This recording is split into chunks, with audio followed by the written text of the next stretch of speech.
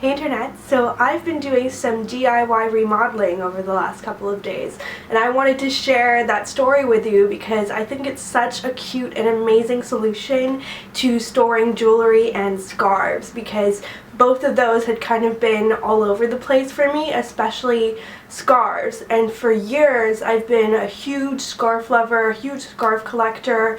Over the last 2 years I've especially grown my collection when I went to Hong Kong, and then here also there was a cashmere store near me that had sales until it closed, so I've bought quite a lot of scarves. I love them all, and every fall they come out of the closet and I don't know where to put them so that they look nice and they're easy access, and especially on a practical note so they don't get wrinkly, because if you bundle them up in a box, which is what I used to do, they get all wrinkly and then you have to steam or iron them every time you wear them, which is really annoying if you're not a fan of that. I think I found a really cute solution and I'm going to share it with you guys in just a moment. Before that, I just want to give you a little social media update.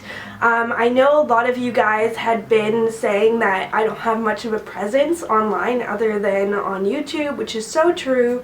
I used to have a Twitter under Shiny Pink Lips, but I just never used it. So I decided to take inspiration from your comments and just have a clean slate. So I started a new Twitter and a new Instagram to go with that Twitter, and I've been loving Instagram so much. Like, it has increased my love of Twitter like 100-fold. I'm just tweeting all the time cool pictures of things that I see, things that I eat, especially parts of my outfits, my nails, just anything really that I love, and I actually really enjoy it. I used to think of it as a little bit shallow, but it actually kind of keeps me in the moment and lets me kind of notice things and share them with you. So please, if you like my videos, go and check out my Twitter and Instagram and follow me, and if you tweet me, I'll follow you back on both, or either, or whatever you enjoy, because the whole point of this is so that I can get to know you guys a little bit better than YouTube comments allow. So I just really want to communicate with you guys, and this seems like a really good way to do it. So my Twitter is Elle_Florence, which I will link, and my Instagram is just Elle Florence. So they're both the same, but I had to have an underscore on Twitter because there's another Elle Florence out there, I guess. So that is it for my little social media ramble. Let's get right into my DIY scarf organization project. Every good home makeover has a beginning, and this pile of scarves is mine, as is the blank wall.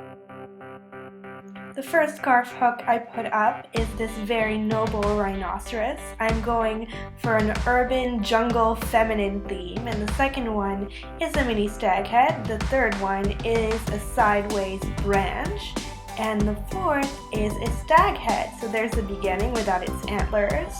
First antler, second antler, and finished result. I am so in love with how my new scarf wall looks. And then on the other side of the window I also had a blank wall, and I added a little silver owl.